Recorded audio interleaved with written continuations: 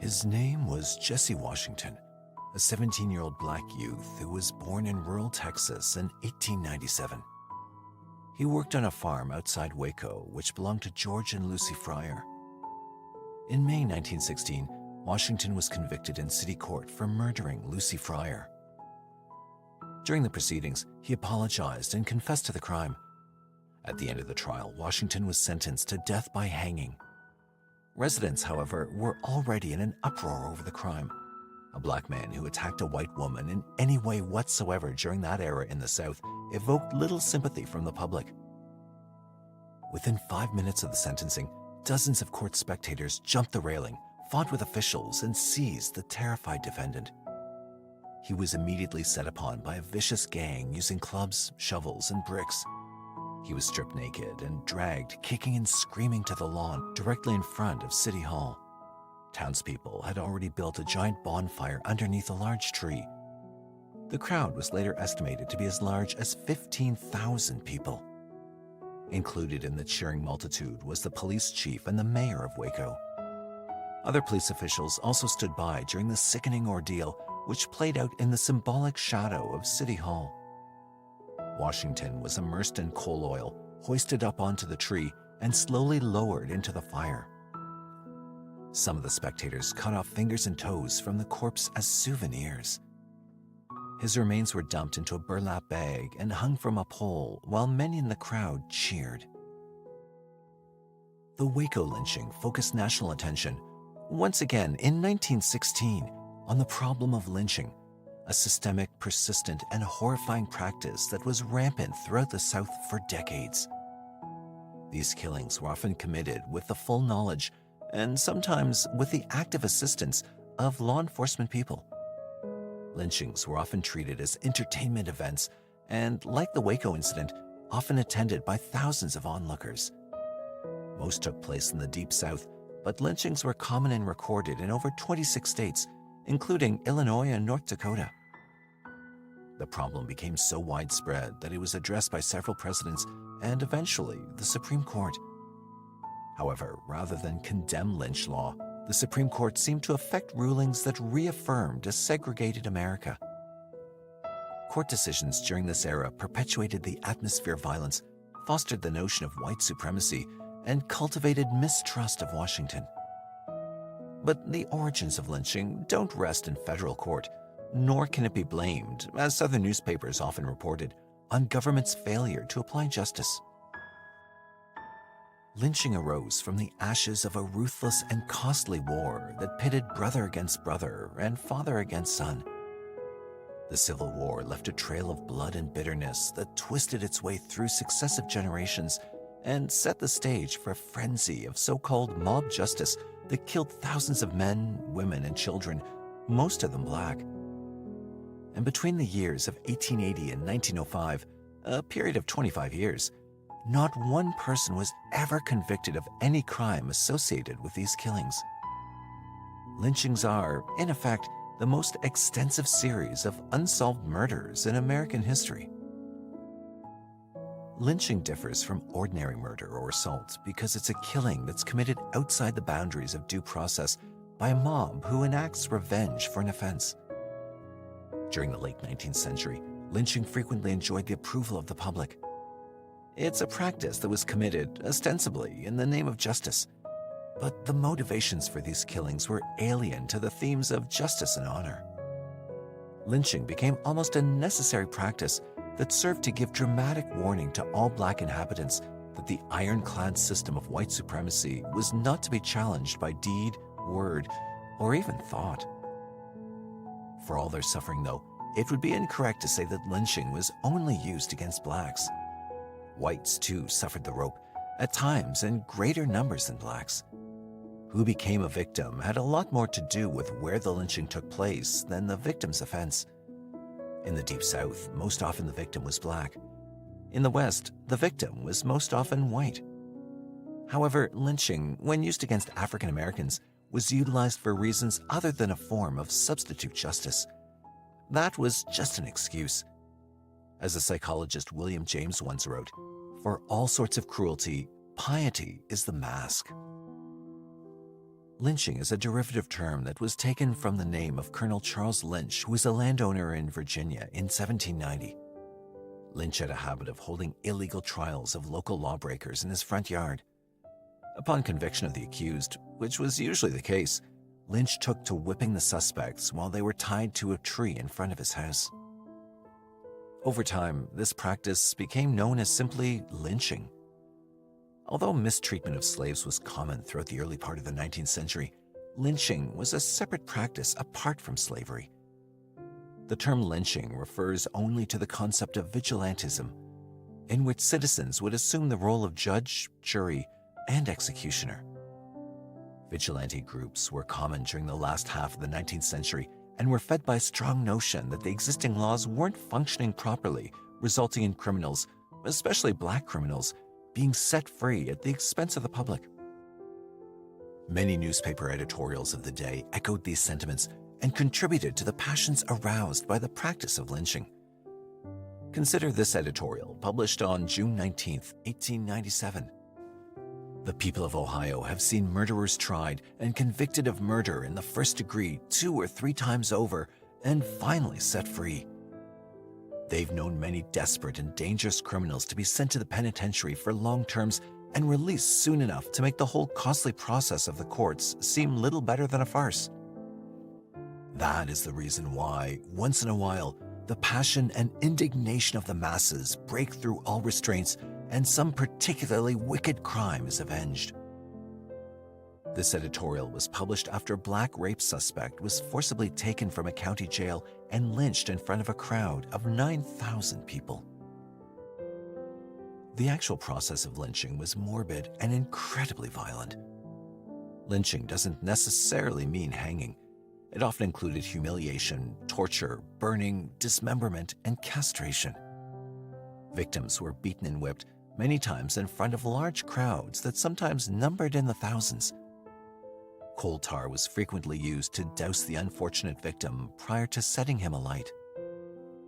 Onlookers sometimes fired rifles and handguns hundreds of times into the corpse while people cheered and children played during the festivities. Pieces of the corpse were taken by onlookers as souvenirs of the event. Such was the case when James Irwin was lynched on January 31, 1930. Irwin was accused of the murder of a white girl in the town of Osceola, Georgia. Taken into custody by a rampaging mob, his fingers and toes were cut off, his teeth pulled out by pliers, and finally he was castrated. It still wasn't enough. Irwin was then burned alive in front of hundreds of onlookers. No one was even punished for this barbaric killing. Black victims were hacked to death, dragged behind cars, burned, beaten, whipped, sometimes shot thousands of times, mutilated. The savagery was astonishing. How could ordinary people participate in such brutality? The answer lies in the psychological processes of persuasion and propaganda. For generations, whites in the South regarded blacks as inferior, both intellectually and biologically. Of course, this may have been a necessary process in order for whites to justify the enslavement of others. These embedded feelings were visible on every level of society, even in the most trivial circumstances. In the South, a black man was expected to remove his hat when speaking with a white. A black was always addressed by his first name or some derogatory term, and he had almost no legal rights. States like Mississippi and Tennessee affected legislation that specifically omitted or targeted African Americans, depending on their purpose. All of this had a demoralizing effect on blacks and made them seem less than human to white society. And worse, this condescension seemed to be officially endorsed by the state. It was easy to mistreat blacks if it could be agreed upon that African Americans were vastly different than whites and not deserving of the same respect. This was the result of a disorganized yet powerful campaign of propaganda carried on by white plantation owners and others who had an economic stake in the retention of cheap black labor. It was to their advantage to keep African Americans in their place.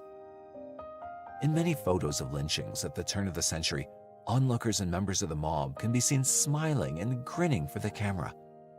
They demonstrate no fear of prosecution or reprisal. they had none. For no white man was ever punished for lynching until 1915. By then, there had been thousands of lynchings in the South alone, with certainly hundreds of thousands of spectators. Some lynchings were even announced in the newspapers beforehand, indicating a strong and undeniable alliance with local law enforcement. Statistics compiled by the NAACP in 1921 tell the gruesome toll of murder committed in the name of justice. Between the years 1889 through 1918, at least 3,224 people were lynched in America. Of that number, 2,522 were black. The figures vary depending on the source. The Cleveland Gazette reported in 1903 that there were 3,233 lynchings in one form or another in this country in the 21 years ending January 1st, 1903. The Tuskegee Institute chronicled over 4,000 lynchings during a similar period. In any account, though, African Americans suffered the brunt of mob violence. The driving force for this unprecedented level of mob violence was mostly racism. The atmosphere of a racist caste system, perpetrated by the traditions and culture of the South, provided the background for lynch mobs. Although slaves were freed in 1863 by Lincoln's Emancipation Proclamation, white domination of blacks on every social, economic, and legal level continued. Undoubtedly, the battles of the Civil War still burned in the hearts of many people in the late 19th century. Confederate veterans of that war were still alive, and their children, tutored well in the ways of racism and entitlement, continued the prejudices of that era. Lynching became a vital tactic that was utilized by whites to intimidate and control African Americans. In order to justify the practice, justice was used as an excuse for vigilantism. The mythology at that time was that blacks were lynched for the crime of raping white women.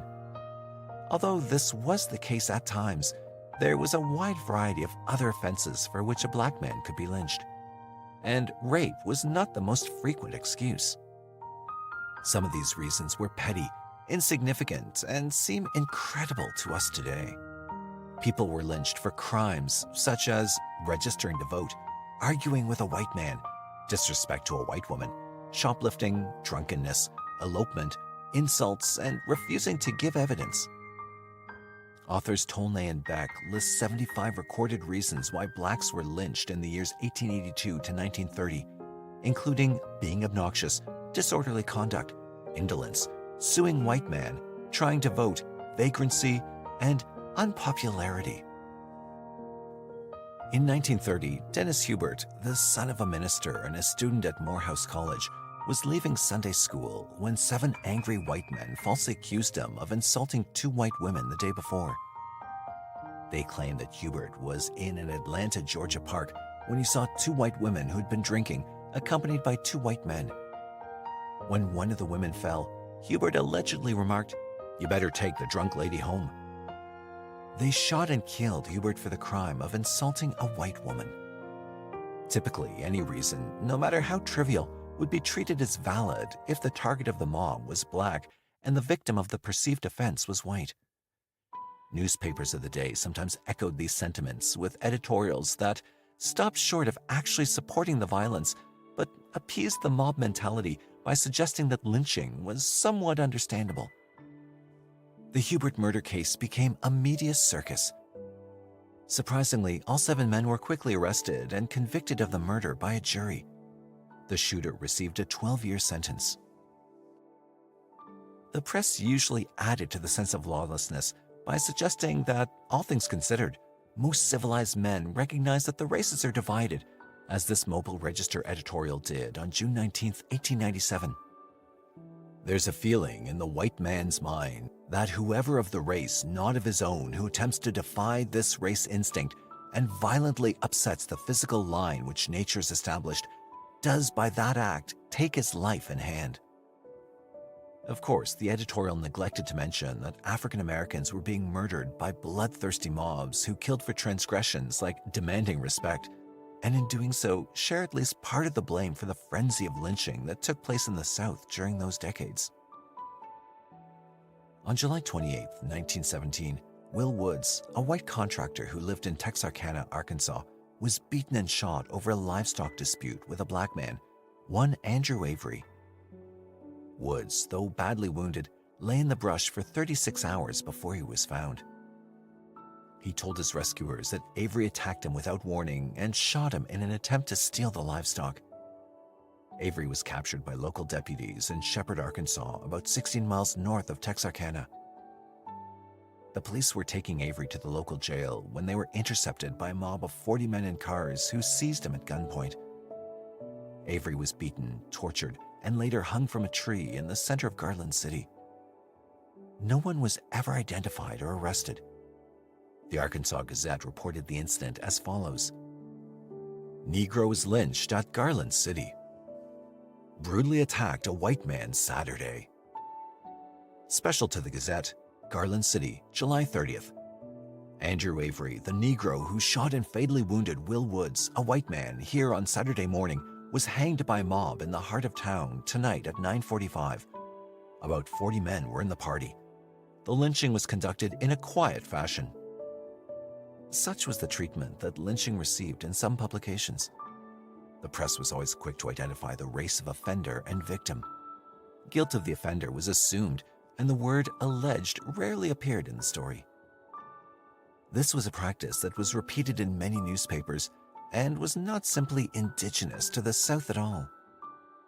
This pandering to the mob is significant because the manner in which lynching was reported tended to support or at least condone the practice of vigilante justice. Due process of law was rarely mentioned in lynching accounts.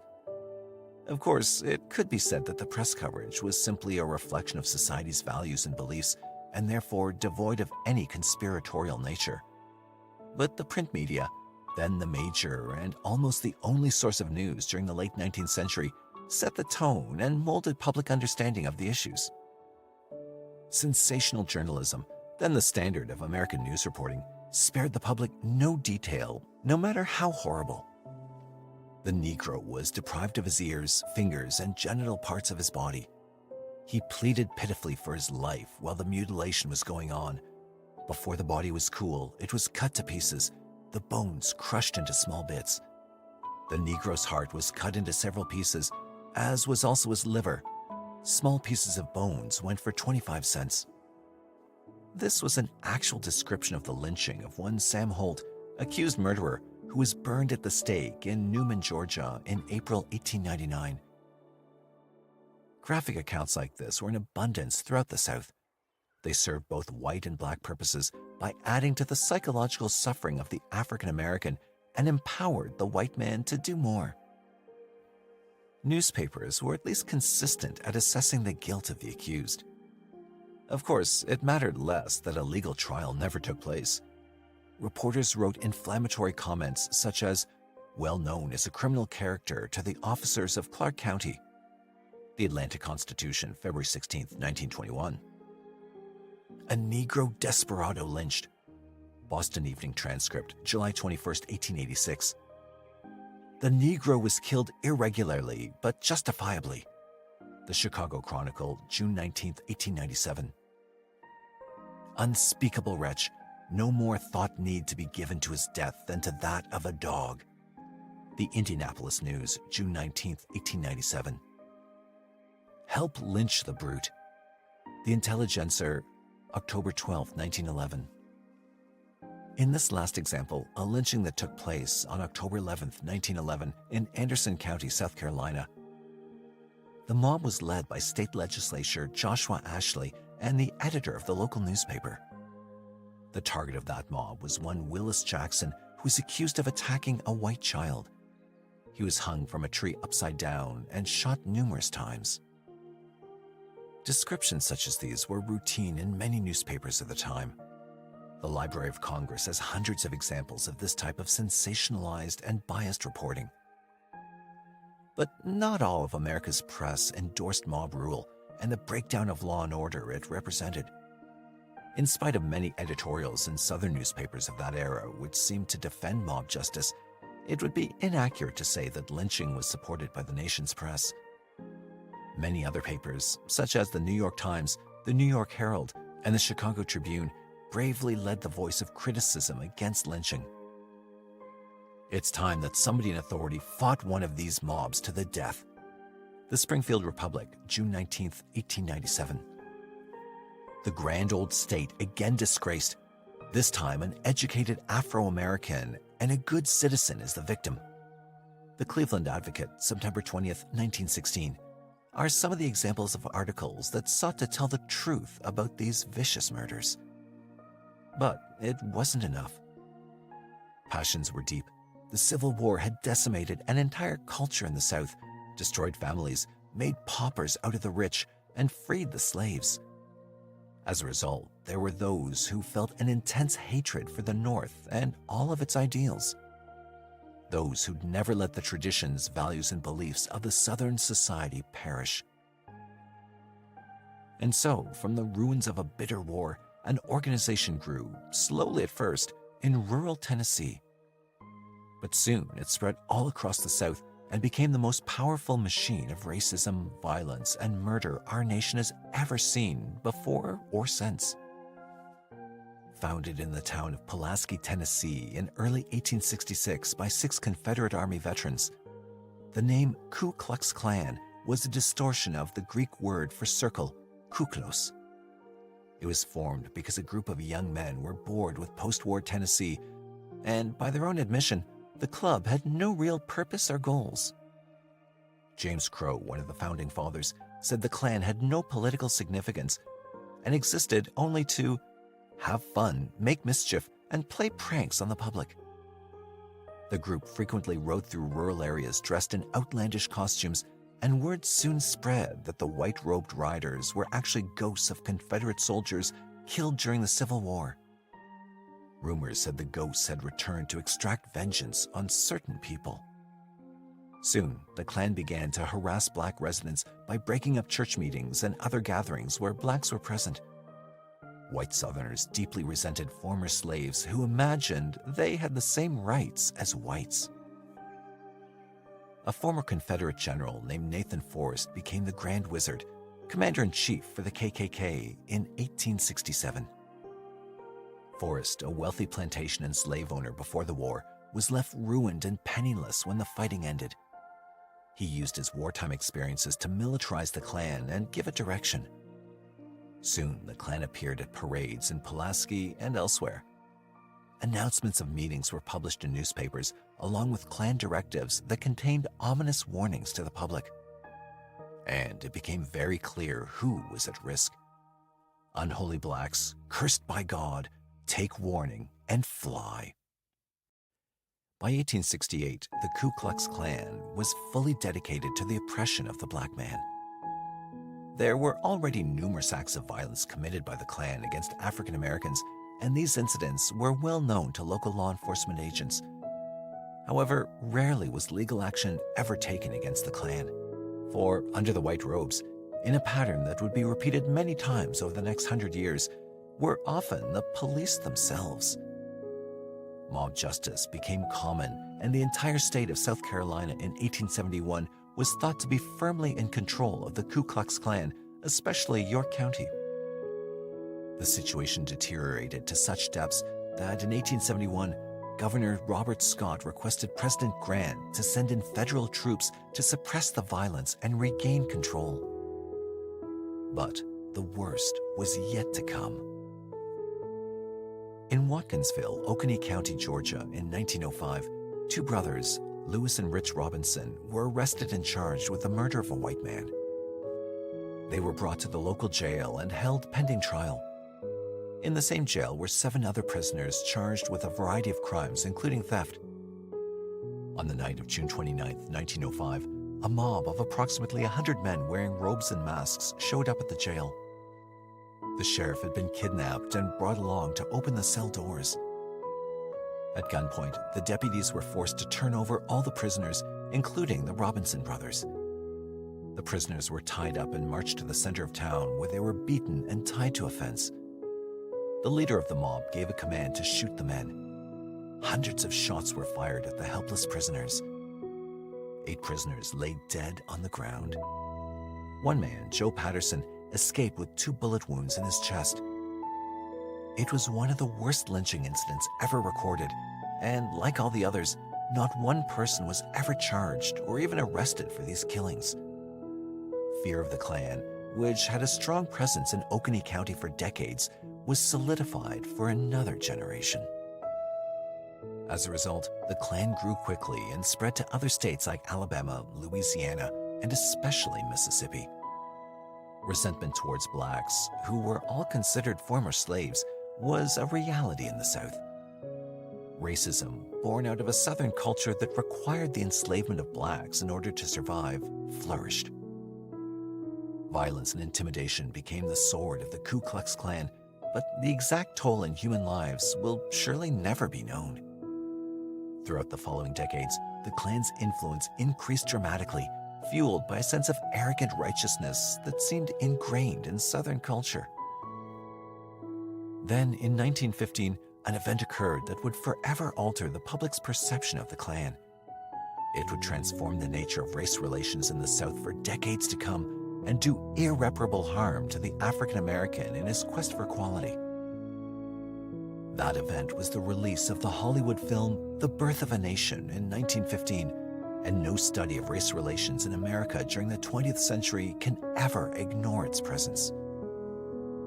Birth of a Nation was directed by legendary filmmaker D.W. Griffith and released in 1915. It became an immediate sensation. No film made up until that time could compare to it. Over 3 hours long and filled with graphic, powerful images that made a lasting impression on its audience, Birth of a Nation grossed a mind-boggling $18 million, an astronomical sum for its time. But the film contained many negative images of the black man and catered to the lowest element of white and black fears alike. Its stereotypical portrayal of blacks as tribal, lazy, and violent criminals who crave white women would become indelible on the collective mind and inflict a profound cultural wound on the consciousness of the nation. A review of the film in Cinebooks is even more emphatic. Jim Crow is explicitly endorsed, slavery is romanticized, the Ku Klux Klan is glorified, lynching is condoned, and blacks are represented as simple-minded beasts driven primarily by lust and envy. Many people became angered over its interpretation of black-white relations, while others accepted its version of the Reconstruction era as truth. Southern whites were elated. On Thanksgiving night in 1915, 25,000 Klansmen paraded through the streets of Atlanta, Georgia, to celebrate the opening of the movie. And when Griffith, the son of a Confederate soldier, presented his work to President Woodrow Wilson, reportedly the first screening of a feature film in the White House, the president allegedly declared, "It's like writing history with lightning, and my only regret is that it's all so terribly true." Birth of a Nation and its distorted version of history was idolized by the Ku Klux Klan. It was interpreted as an endorsement of Klan values because in its presentation of the KKK as heroes and Southern blacks as villains, it appealed to white Americans and its mythic view of the Old South and its thematic exploration of two great American issues, interracial sex and the empowerment of blacks. The film had convinced a large portion of America of a history that had never happened. Or, as author Wynne Wade writes, for many people below the Mason-Dixon line, the Birth of a Nation was a near-religious experience. But the damage was done, and the Ku Klux Klan, whose power was fading in 1915, became rejuvenated and found a new sense of purpose to continue their campaign of murder and mayhem against America's blacks. On January 23, 1906, a rape was committed on a white woman in Chattanooga, Tennessee. A few days later, the local police arrested a black man, one Ed Johnson, for the crime. He was kept in custody for the next few weeks away from Chattanooga for the fear of being lynched. From the time he was arrested to the day Johnson went on trial, there were 2 organized attempts made to lynch him. Both attempts failed because the prisoner couldn't be located. On February 6, Johnson went on trial for the sexual assault, was quickly convicted, and, as was the custom for this type of crime, sentenced to death. The date of execution was set as March 13th, later changed to March 20th. His lawyers, fearful of mob violence, were reluctant to make an appeal. They felt that the life of the defendant, even if the wrong man, could not be saved, that an appeal would so inflame the public that the jail would be attacked and perhaps other prisoners executed by violence. However, on March 19, 1906, the Supreme Court allowed an appeal in the Johnson case and directed all proceedings against Johnson be stayed. That same night, a large crowd appeared at the city jail. They forcibly broke into Johnson's cell and abducted him. The jail was guarded by one deputy who offered no resistance. Johnson was beaten mercilessly and dragged into the city street, where he was tortured by dozens of others. He was taken to a nearby bridge where hundreds of spectators had gathered.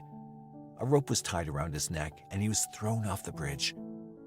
The rope broke, however, and Johnson fell to the ground. He was tied up again and tossed off the bridge as some in the crowd began firing shots. He fell again and was repeatedly shot while lying on the ground. Johnson was strung up again and shot dozens of times while he hung dead from the bridge. The United States Supreme Court became enraged.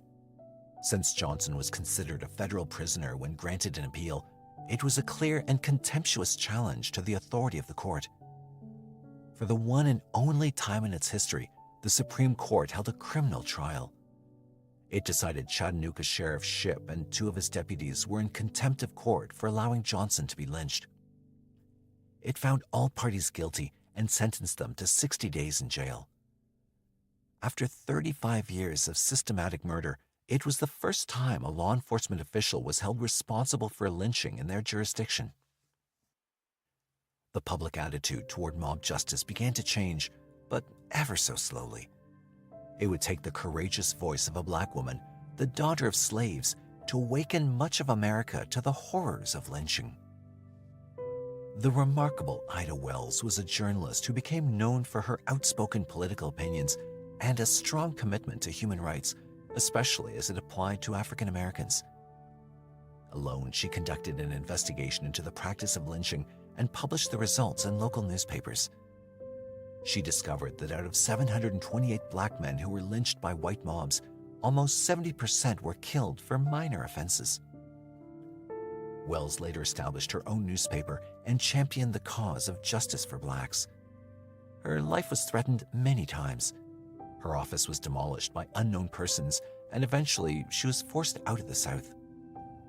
But she continued her work against Southern mob justice. In 1898, she wrote a letter to President McKinley appealing for federal intervention in the South to stop the illegal practice of lynching. She wrote, "Nowhere in the civilized worlds, save the United States of America, do men possessing all civil and political power go out in bands of 50 to 5,000 to hunt down, shoot, hang, or burn to death an individual, unarmed and absolutely powerless." In 1901, she published a book titled Lynching and the Excuse, which became widely circulated and well known for its articulate and passionate denunciation of lynching. Then, in 1909, on Lincoln's birthday, in an event that would alter the path of social and cultural history in America, Ida Wells, W.E.B. Du Bois, and dozens of other prominent American blacks and whites formed an organization, partly in response to lynchings of blacks, and called it the National Association for the Advancement of Colored People, or NAACP. After their first conference, the NAACP launched an anti-lynching campaign that would span 30 years. The group pressured local and federal politicians to recognize the racial nature and foundational injustice of lynching. They lobbied Washington to state publicly that lynching was a clear violation of constitutional guarantees. In 1915, the NAACP, recognizing the vast psychological damage of the birth of a nation, organized a nationwide boycott of D.W. Griffith's racist film. Slowly, the tide began to turn. The NAACP placed full-page advertisements in the New York Times, the Atlanta Constitution, and other newspapers denouncing the practice of lynching and calling it the shame of America. People like Ida Wells and W.E.B. Du Bois campaigned tirelessly against the violence. And the statistics were appalling. By 1918, at least 3,224 people were murdered by lynching. Undoubtedly, the real numbers were much higher, for lynchings were often unreported by local authorities. In New York City, the NAACP hung a large banner outside its headquarters announcing every time a man was lynched. Public outrage grew. As time passed, the lynchings steadily decreased with little help from Washington. The Supreme Court, as always, procrastinated and preferred to let the individual states handle the lynching crisis, which the court interpreted as a local problem. By 1932, lynchings had decreased to a new low of 10 incidents, and during the entire decade, only 88 blacks were lynched. In the early 1930s, members of Congress proposed a new bill, the Costigan-Wagner Act, which attacked one of the main aspects of lynching. The legislation proposed federal trials for any law enforcement officers who failed to exercise their responsibility during a lynching incident. Again, the bill wasn't passed despite overwhelming public support.